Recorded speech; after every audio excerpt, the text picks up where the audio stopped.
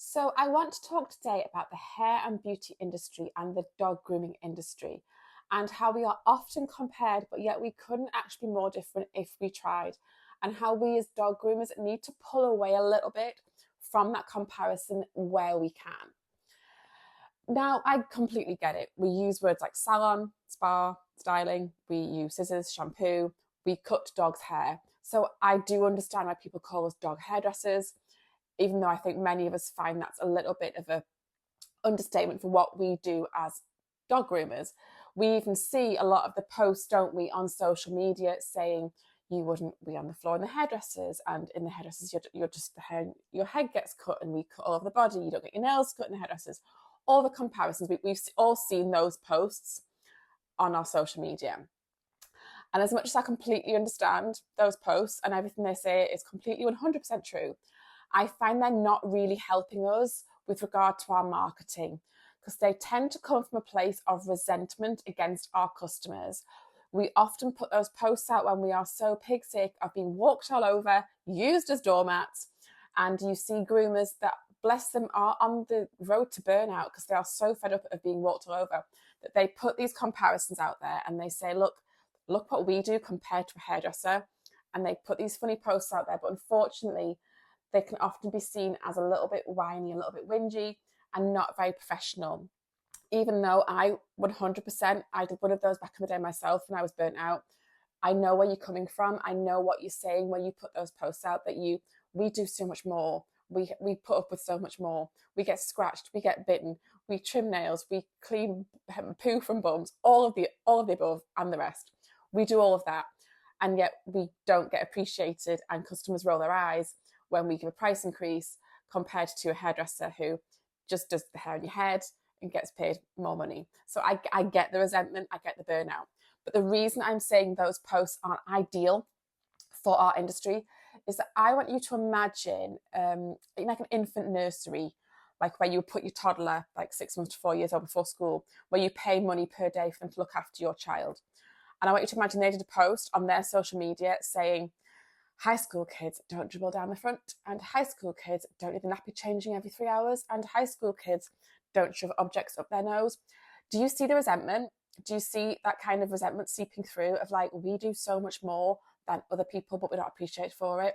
And you as a parent would be going, you're meant to enjoy looking after my child. Why are you so resentful?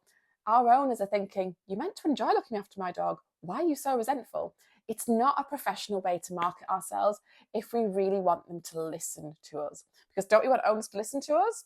Of course we do. If we ever want to tell them how it really is, we first need them to listen. And there's nothing more off-putting and will make someone go, no, and not listen to us, than starting to lecture them. Like those teachers in school that always start with a lecture, you tune out, don't you? You don't listen. No one likes being lectured at. No one likes being criticised. No one likes being put down. And as much as those posts, we're trying to say something as best we can, it's not the best way to say it if we actually want the message not just to be delivered, but to be received. Okay, so we need to think about what the differences are between our two industries. Yes, we have the similarities, shampoo, scissors, salons, etc. But my head is with me the whole time it's at the hairdressers. So I see the glossy magazine my hairdresser gives me. I see the posh coffee she makes. I see the lovely mirror she keeps clean. I see how educated and knowledgeable she is when she's chatting to both me about my foil choices and the other customers. I see she's educated, she's knowledgeable, she's busy, she's high standard. I absorb her value for 90 minutes to 2 hours every single appointment. So when she gives me her bill, I pay it without question, plus a tip, obviously, every time. And I would never not do that.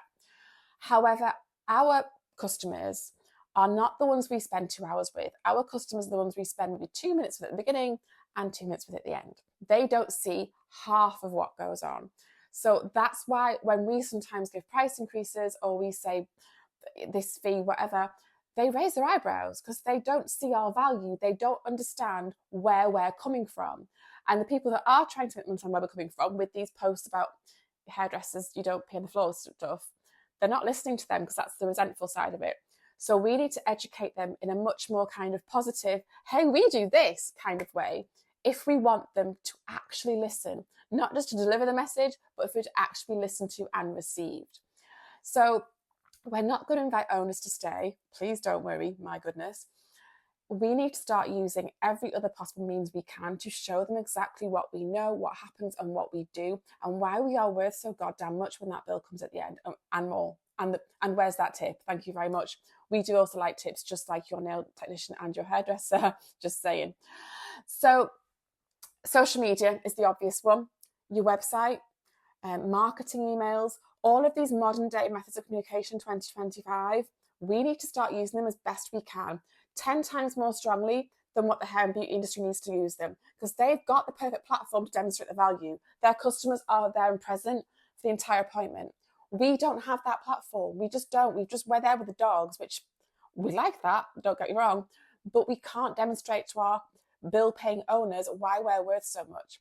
Many dog owners assume we just have one bottle of shampoo for all the dogs. They have no idea that we might have 8, 9, 10 bottles of shampoo on the shelf, each costing £50, £60 plus for every single possible coat type and skin type for dogs in our salon. They don't realise that.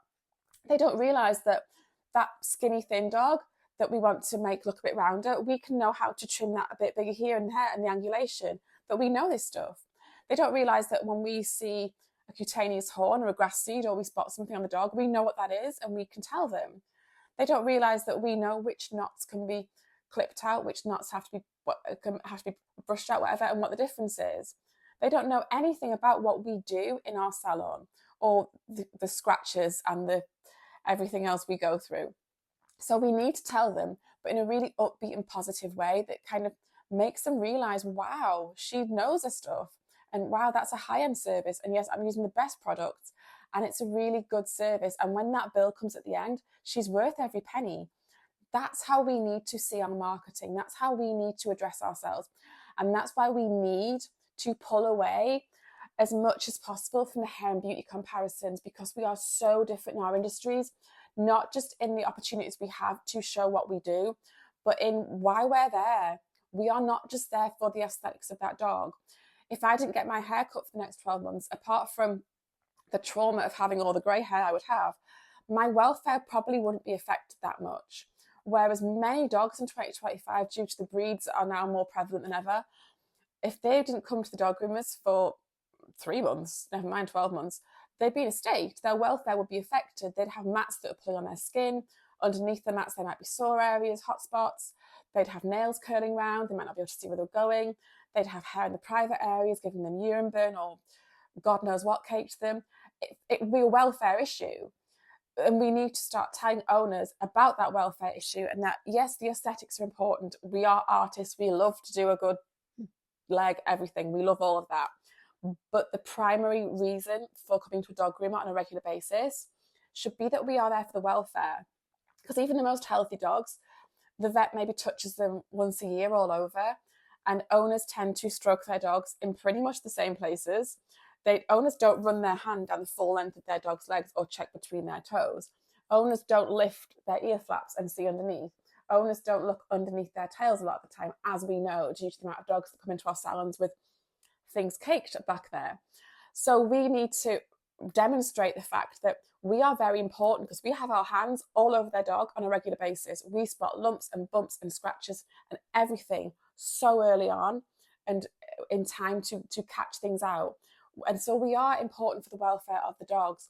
And we have to start pushing that welfare narrative just as strongly, if not more strongly, than the aesthetic narrative. It's not all about the cute teddy bear trims for Instagram, as much as that is important, because that is a great marketing tool to use.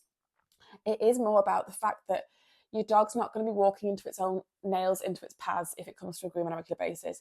Your dog won't be getting eye infections because the groomer's trimming the hair back. So we need to think about the way we market ourselves and decide, do we want to copy an industry that is completely different with regard to how it can market itself and also is there for a different reason? Or do we want to start treading our own path? Do we want to start marketing ourselves and being happy in our own shoes, that we are here for the welfare as well as the aesthetics, and that we also need to show you exactly what happens behind the scenes, so that you don't raise your eyebrows at our bill and you respect the fact you can't cancel for tomorrow and have next Wednesday as well, that our time is actually worth something. So I'm going to leave that there. If you want to learn how to market yourself as a dog groomer, who not only gets respect from their owners, who don't raise their eyebrows at your prices and come on time, but also does it in a really warm way where we actually make people want to listen to us rather than lecturing them, then join the academy. There is an entire module on lessons. We even have templates of what you can put on your social media, of how we can start sending this message of who we are and what we're here for and why we're worth so much money and more. I will see you then. Bye-bye.